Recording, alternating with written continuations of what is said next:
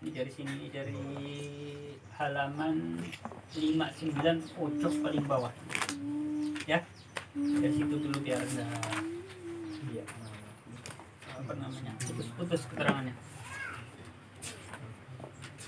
Bismillahirrahmanirrahim. Mulai ya. Bismillahirrahmanirrahim. Qala sallallahu alaihi wasallam. Hadis Nabi, inna minal ilmi kahayatil maknuni la ya'rifuhu illal ulama'u billahi fa idza adharuhu anka rohu ahlul qurrati billah. Bismillahirrahmanirrahim. Qala jawu sapa Kanjeng Nabi sallallahu alaihi wasallam jawu makaten, inna minal ilmi teman satuhune sebagian ilmu, inna minal ilmi teman satuhune sebagian ilmu iku kahayatil maknuni kaya kahanane perkara kang den tutup. Jadi kata Nabi bahwa sebagian ilmu pengetahuan itu seperti keadaannya benda yang ditutup. Ya. Namanya suatu benda kalau ditutup rapat, kira-kira orang bisa ngelihat nggak? Saya tahu nggak keadaan itu barang apa? Kalau nggak ada yang menceritakan, nggak tahu?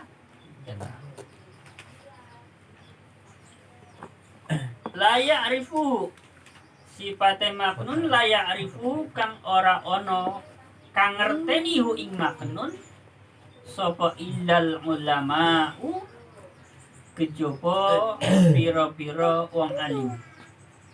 Sopo illal ulama'u, ini kalamnya kalam nakis Mas Firun ya, makanya saya baca illal ulama sebab jumlahnya illal ulama'u itu jadi fa'ilnya lafal la ya'ri.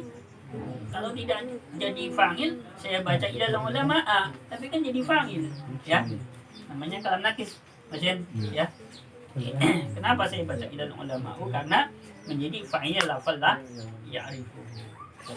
Sapa illal ulama'u kejaba pira-pira wong kang alim.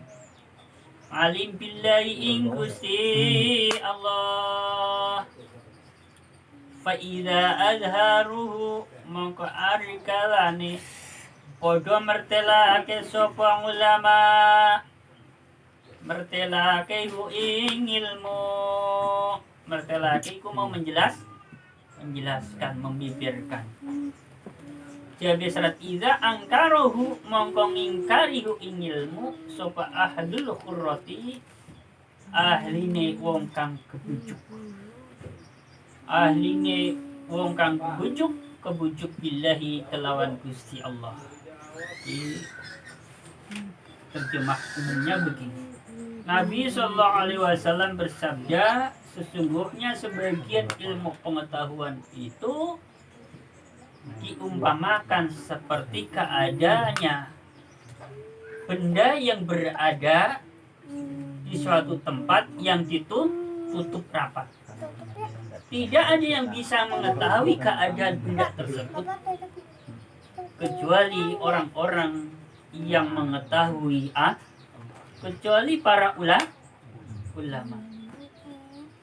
Maka ketika para ulama menjelaskan tentang hal itu, yakni ilmu pengetahuan yang ditutup, ya, orang-orang yang bodoh, ahlul khurrah, bodoh dengan Allah, ya, tidak pernah belajar tentang ketuhanan, yang dia pelajari hanya urusan dunia semata, urusan ketuhanan tidak pernah dipelajari.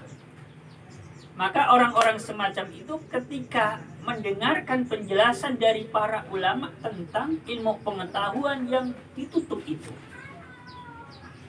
yang hanya diketahui oleh para ulama, maka mereka akan mengingkarinya. Ya.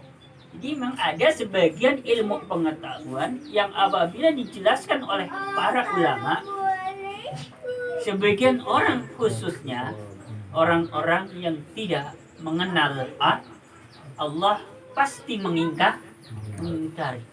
Contoh kecil saja.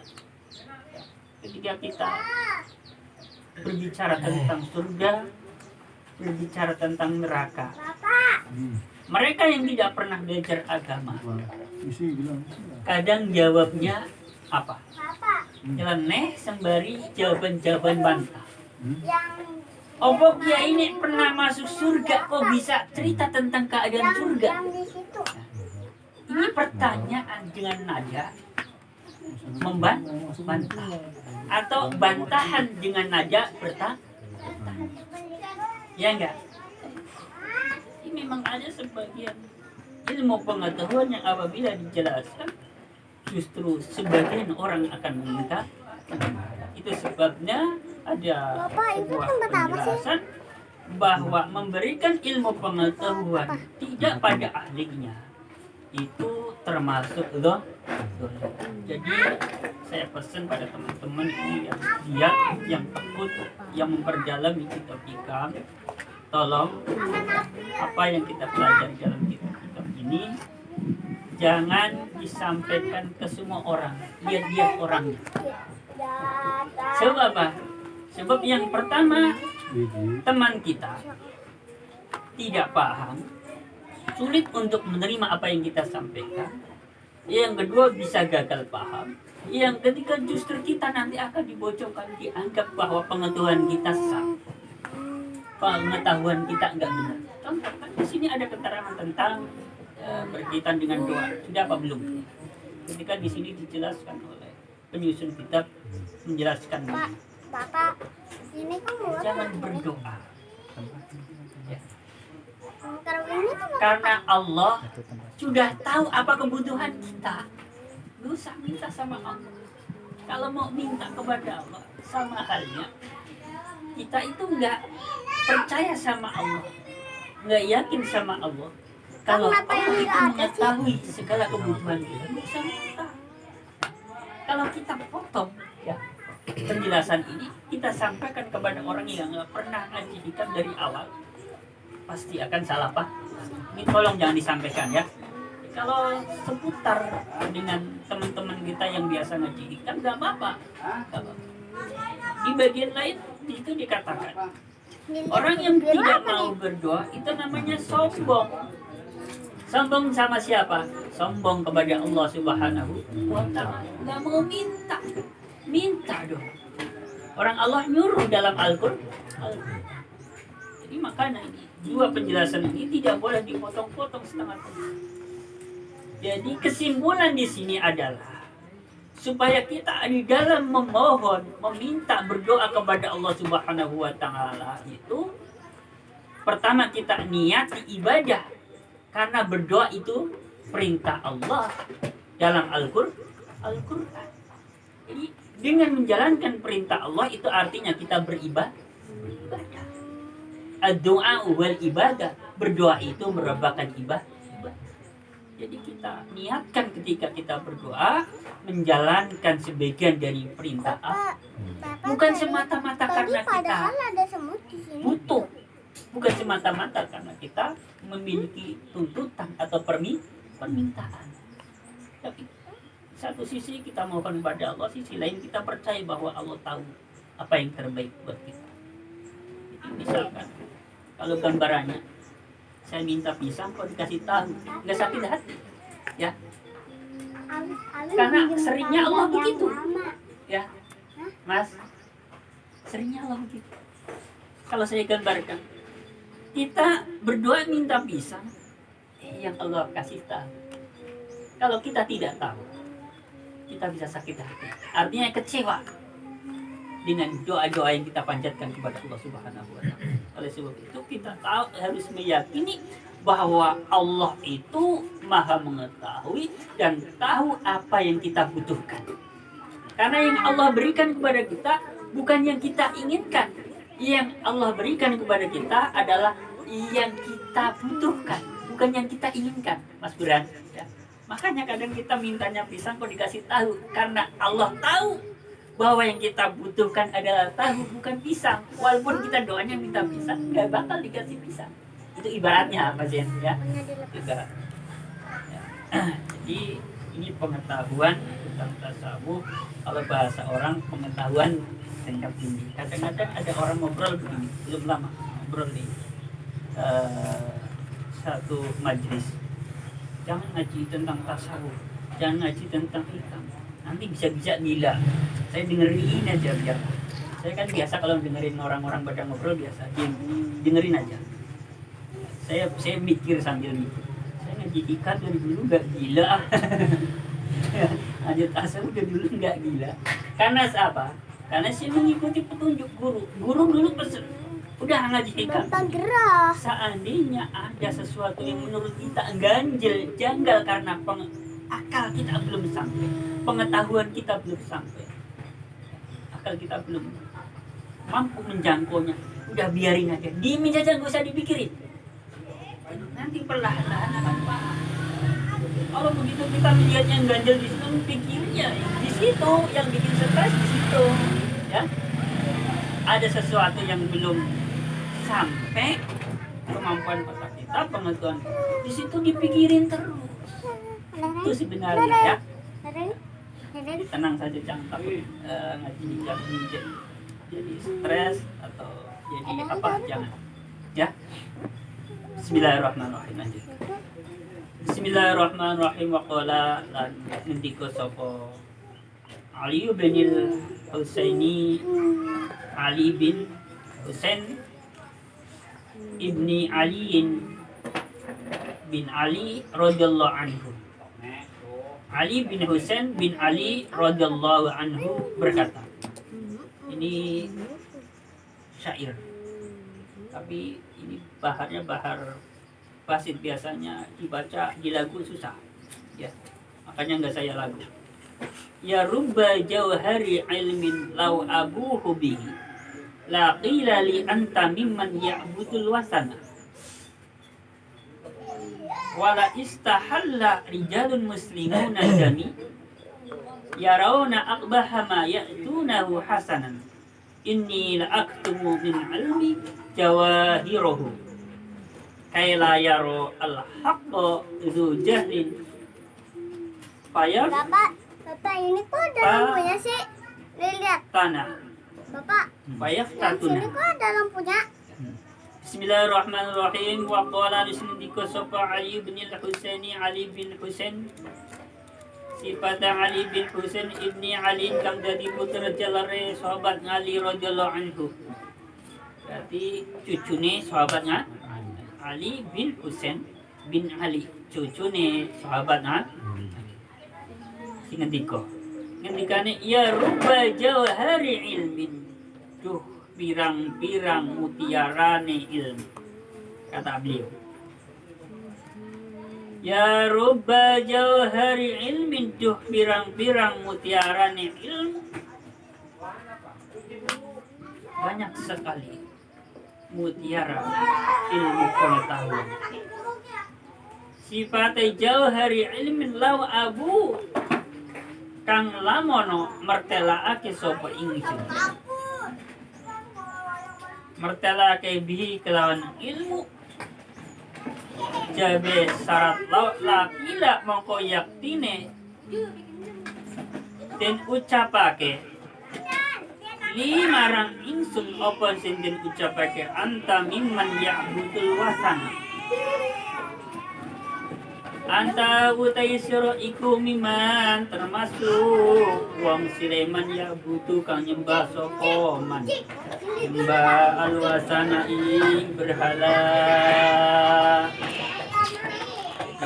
Ngendikane sahabat, ngendikane Ali bin Husain bin Ali radhiyallahu anhu, banyak sekali mutiara-mutiara ilmu pengetahuan atau ilmu pengetahuan yang diibaratkan seperti mutiara, yang jika aku jelaskan ilmu pengetahuan itu, yang jika aku sampaikan kepada orang lain pengetahuan itu. Aku jelaskan, aku ajarkan ilmu pengetahuan. Lakila li anta mimman ya'budul wasana. Jika aku menjelaskan ilmu pengetahuan itu, pasti aku akan dikatakan atau akan ada anggapan, akan ada tuduhan kepadaku begini, akan ada kata-kata begini. Kamu itu termasuk golongannya penyembah berhala. Jadi menurut Ali bin Husain bin Ali, ilmu pengetahuan itu banyak sekali. Ada beberapa atau banyak ilmu pengetahuan yang jika dijelaskan pengetahuan itu justru beliau akan dituduh oleh orang lain sebagai penyembah berhala. Pengetahuan yang semacam ini tentu oleh beliau-beliau, oleh mereka tidak akan disampaikan di kalangan umum. Karena nanti bisa salah paham. Makanya Kiai berpesan kalau mau menyampaikan sesuatu, lihat-lihat orangnya. Bismillahirrahmanirrahim. Saya teruskan. Wala istahala lan yaktini. Taklil Mas Herin. Sama seperti la-nya lakila. Itu ya, bukan la, ini huruf la. Gimana nih ora? Bukan ya. Istahala sambungkan dengan lam ta'lil, kayak lamnya lafal lakila ini.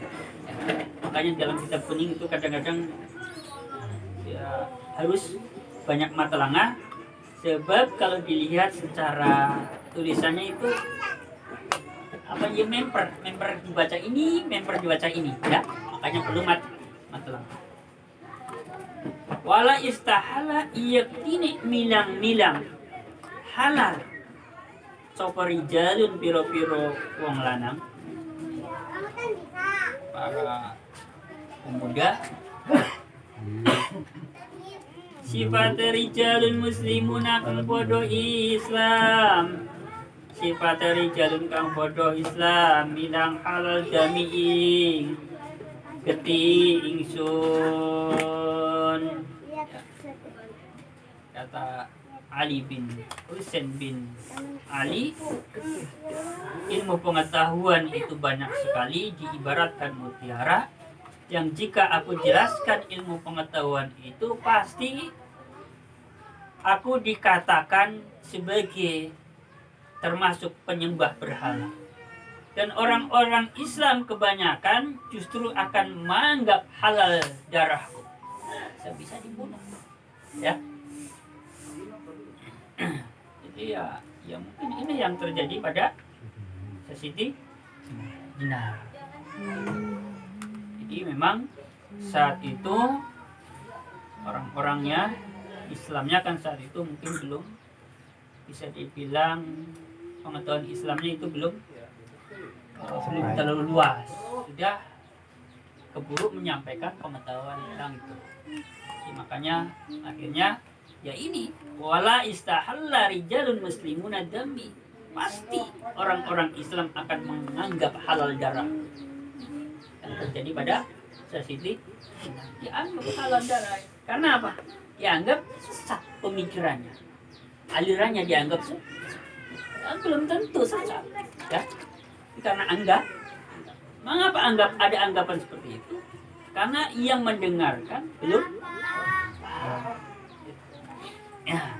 Bismillahirrahmanirrahim. Ya rauna podo ningali sapa rijalun ningali akbahama ing elek-elek perkara, akbahama ing elek-elek perkara silema tunahu kang podo nekani sapa rijalun wa ing ma.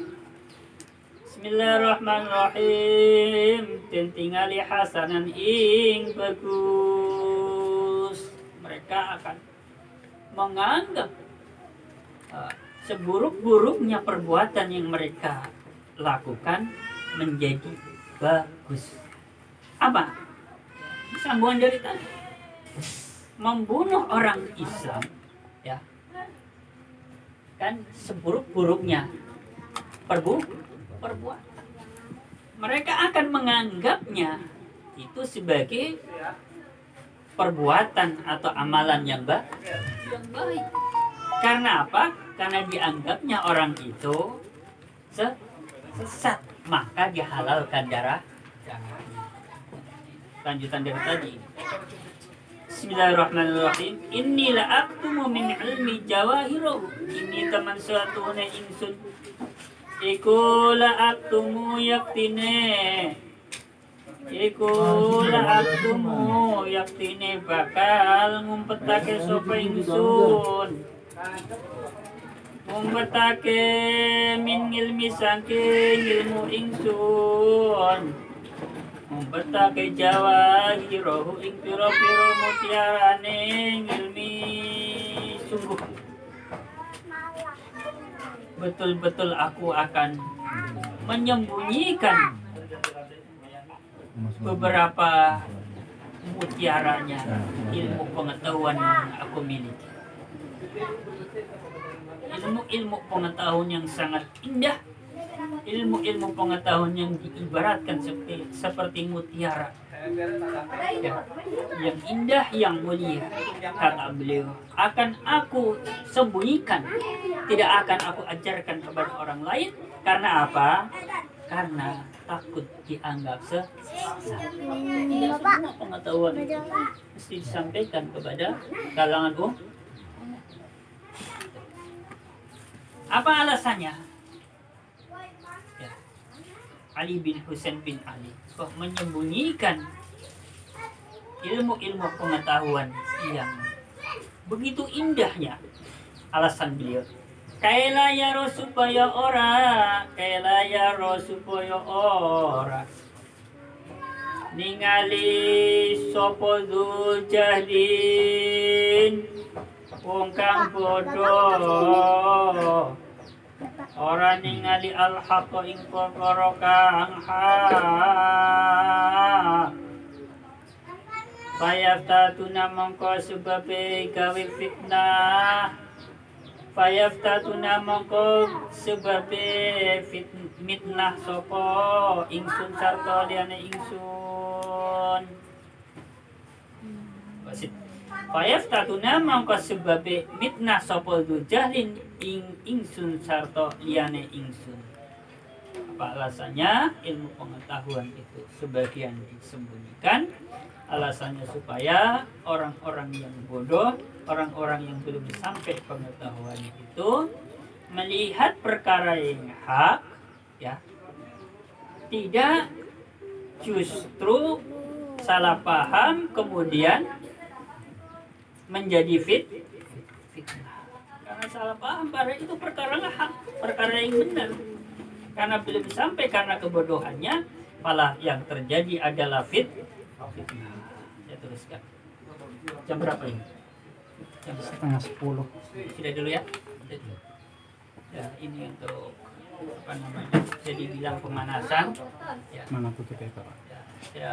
Tutup. Sedikit dulu ya. Ini barangkali yang bisa saya sampaikan pada pertemuan kali ini, walaupun sedikit, semoga bermanfaat buat kita semua ya. Buat saya pribadi, jangan sampai saya hanya menjadi pemateri, orang yang bisa menyampaikan materi mata pelajaran tanpa bisa mengamalkan. Alhamdulillah ini yang saya inginkan, apa-apa yang saya sampaikan saya bisa mengamalkan, panjenengan paham dan bisa mengamalkan, ya. Ini harapan dan doa saya untuk saya pribadi dan teman-teman. Akhirul qauli bila wal hidayah wa inayah. Assalamualaikum warahmatullahi wabarakatuh. Waalaikumsalam.